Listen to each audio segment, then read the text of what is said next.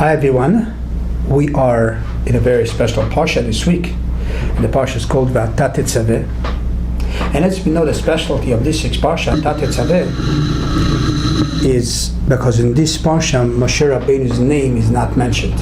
Yes, all speaking about him, Tetzaveh, you should command, or Hasidus terminology, Tetzaveh, you should connect Am Yisrael, but his name is not mentioned. And there is two reasons that we know. One reason is because this week is the passing of Moshe Rabbeinu, the 7th of Adar. So because it's passing of Moshe Rabbeinu, to commemorate that, this is why his name is not mentioned in this parsha. This explanation is brought by a lot of our great sages. Another explanation being given is because Moshe Rabbeinu, when Am Yisrael, after the story with the golden calf, Am Yisrael said, after the story of the golden calf, Hashem wanted to erase Am Yisrael, and Hashem said, they sinned to me, and this is what's going to be the result. And Moshe Rabbeinu prayed for Am Yisrael, he pleaded for them, and what he said to Hashem, if you do this, erase me from your book. But this was his way to davening from Israel. Hashem should not erase them, and said, erase me from your book. And we know that at tzaddik, when he's asking for something, even though it's altnai, even though it's conditional, it happens to him. But this is why in this parsha, his name is erased. So we have two reasons. So we have two ideas to celebrate this week. First of all is the day, the idea that we are talking about the birth of Moshe Rabbeinu and his passing. It's a long, beautiful explanation. How does this relate to this parsha? And another idea that his name is not mentioned is because the great Ahavat Israel, the great love of Moshe Rabbeinu to the people, to Am Yisrael, that he said to Hashem, erase him from your book. This parsha, the whole parsha from the beginning to the end, his name is not mentioned, shows one beauty. What is Moshe Rabbeinu? It's a person that's completely devoted to other Jews. And he says to Hashem, erase him from your book. As we know, to Moshe Rabbeinu, the greatest love he had was for Torah. This is why it's called Torah Moshe, the Torah of Moshe. And nevertheless, his love to Jews was way above everything. And he said to Hashem, erase him from your book. And this has got to be a message to us. The love that we are supposed to have for another Jew. The love, the caring, the devotion to another Jew. It's got to be tremendous. And we have to learn it from this sixth parsha from Moshe Rabbeinu. And at this point, I just wanted to share a short story. A real story. And the story was with Reb Aaron of Belz. Reb Aaron of Belz, previous Belz, the Rebbe, he passed away in Tafshin Yud Zayin, 1957 in Eretz Israel. But as we know, he lived in Poland, and he had a very, very known history. Unfortunately, went through the World War II, lost his whole family there. A lot of stories with him, but a great, great tzaddik, the Rebbe of Belz. And this story is with him way before he became a Rebbe, but he was still young.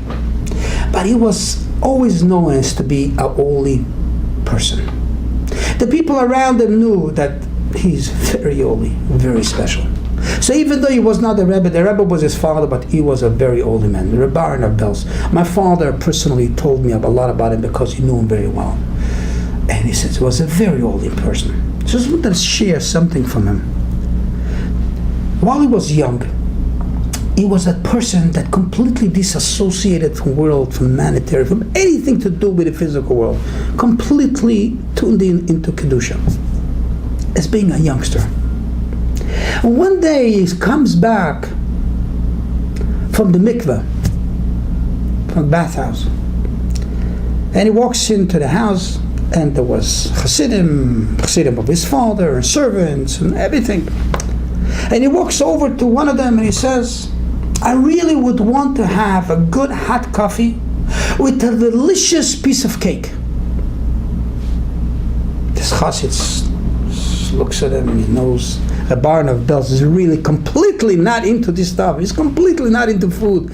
He was so skinny. Mamish, he didn't eat anything. He didn't care for anything. And suddenly, what does he want? A geschmack, a piece of coffee with a very delicious piece of cake, a hot coffee with a good piece of cake. What is this with him? But he doesn't ask him. He says, okay, I will get it for you. And he sits there by the table and he goes to prepare like a whole tray of delicious cakes, different kind of cake, and makes coffee with the jar, with the whole 9 yard. And he brings the tray to him. And as soon as he brings the tray to him, he like wakes up from his thought and says, oh, thank you. Please do me a favor. Could you bring it next door? Down the block lives a fellow, Yossel. You know Yossel, he tells him. Go over and give it to him. The Chassid says, okay. For the moment he thought that Rabbi of Belz wanted to have a good coffee with some good cake, but I guess that's not the case. So he goes there to the Rabbi Yossel. He goes to his house, knocks on the door with a tray, and he says, this was sent from Rabbi, the son of the Belz, the Rebbe, for you.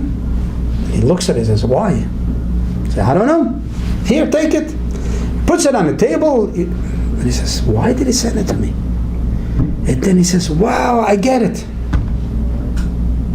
The story goes like this. He says, this morning I was in the mikveh with him. We were bored dears. And I was talking to a friend. And as I was talking to my friend, I was saying, oh, I would like now a very good hot coffee with some delicious cake. Probably Rebbe, he heard this saying, he heard me saying this, he went right away to you and told you, bring it to me. That's what the story is. And that was the story. Rabbi of Belz heard him in the mikveh, he heard him saying, he heard Yossel saying, oh, you would love a good piece of cake, you would love hot coffee. He immediately went home and he made sure to bring it to him. That's called love and caring to another Jew. That's way above and beyond the way I would do, I guess. But that brings out the picture. And that's what Moshe Rabbeinu teaches us. We have to be completely caring in devotion and love towards another Jew. And that's what he brought out the Rabban of Belz. He didn't even ask him. He heard him talking to his friend that he would love to have a good coffee with some cake. He made sure to bring it to his house right away. Have yourself a great Shabbos, and have yourself all preparation of Purim and Simcha of the month of Adar. Mishenichnas Adar, Marbim B'Simcha.